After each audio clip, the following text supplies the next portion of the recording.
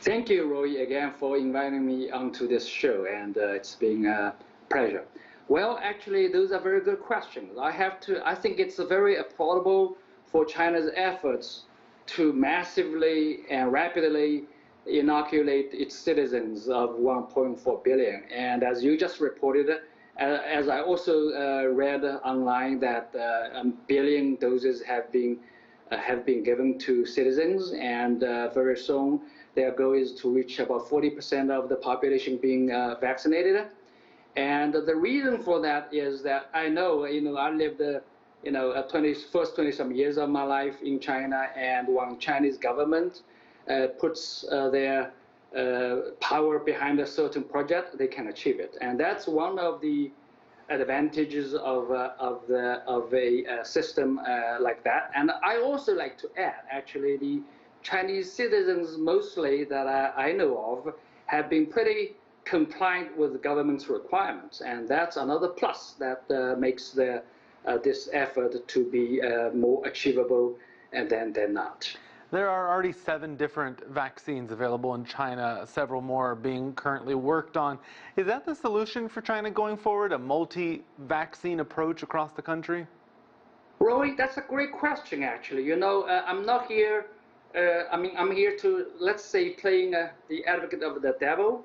So as a scientist, a physician, we have to look at what else can we do? And so the question actually really is that, even some of the vaccines have reported efficacy of 50-some%. And now that becomes a problem, as you know.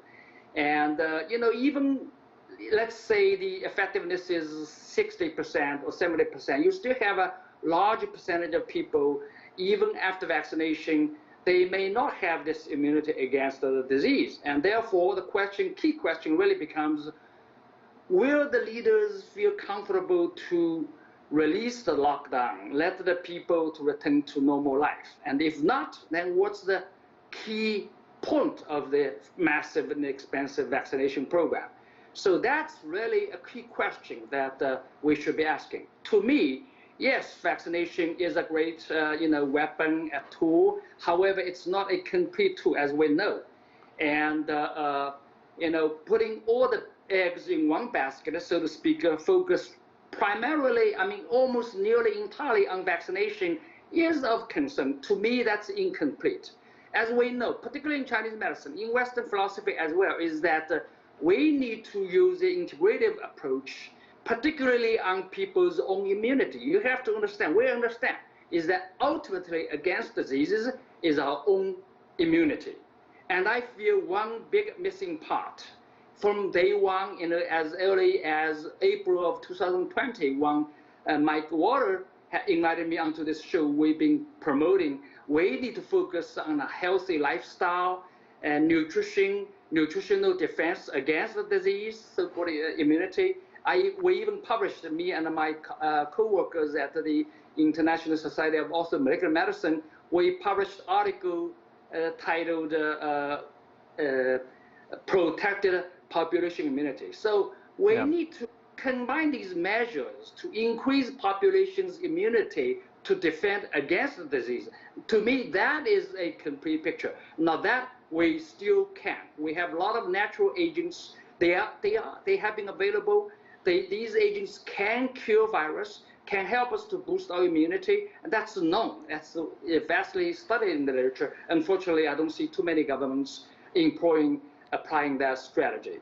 Roee. I was thinking about India, a country with more than 1 billion people, and the difficulties it's had there.